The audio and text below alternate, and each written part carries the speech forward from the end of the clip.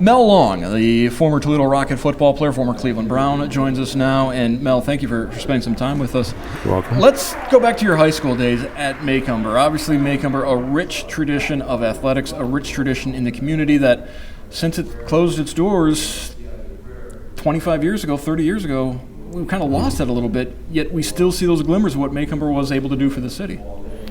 Well, I think when they closed Macomber, what they did was a lot of athletes, they spread out athletes all over now, because Macomber was beginning to get some good teams, and they closed it, and most of the athletes had to go to other places. So that strengthened other schools, but weakened our area. After high school, before you went to UT, you served in Vietnam, actually saw action, and that kind of blew me away seeing what your military record was. How did that give you? I'm having a hard time even conceptually coming up with the idea of somebody your age going off to Vietnam and then coming back and having a football career. I'm in awe of what you were able to do. Well, I think what that did, fighting in the war, it gave you a different type of strength. You know, when I got back, you couldn't tell me that somebody was better than me, because I know I had learned in the war that anything you want to do, you can do it if you really work hard, you know. And that's what I did. Came back to Toledo, part of those great football teams with the Rockets with Chuck Ely. What was it like being on a team that won 35 straight games? Well, I can't say because I haven't been on a team that haven't won, so. But it was a lot of fun, and, you know, coming home from games is always fun when you win. So I know when it's losers, them rides are sad and long rides, but we always had a good time. We had a good rapport with our coaches and the players, and we just enjoyed it. When you win, it's always fun. So many years later, we're still talking about these great Toledo teams.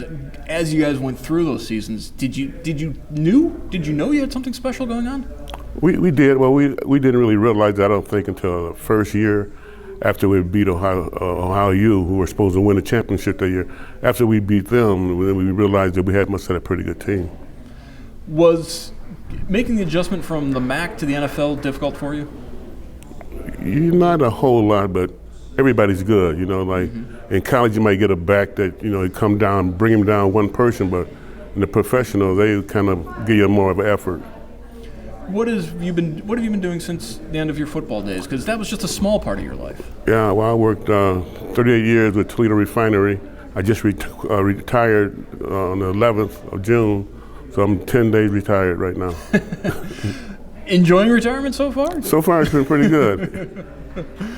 Why come back to Toledo? I mean, this is where you grew up, obviously, but you could have gone anywhere after you got done playing football. Right, well, I thought about that, where I could go, but I knew I had roots here, and a better chance of me finding something to do here than going to another city where I'd have to start over again and probably be with nobody would know who I was. But I got here, and everybody knows me, so it kind of helped. Member of the College Football Hall of Fame, where does this honor rank as you're being honored as part of the African American Legacy Project? I've been recognized a lot. I never really try and put them in any order at all, but this is pretty high on my list, because these are people I grew up with, other high schools in Toledo where I didn't socialize with them, but we only saw them at game time and stuff like that. But now you get to sit down and talk to them about old times. Are you faster, quicker, stronger now than you were back then? No, in the memories, at least? No. Now I've slowed down quite a bit.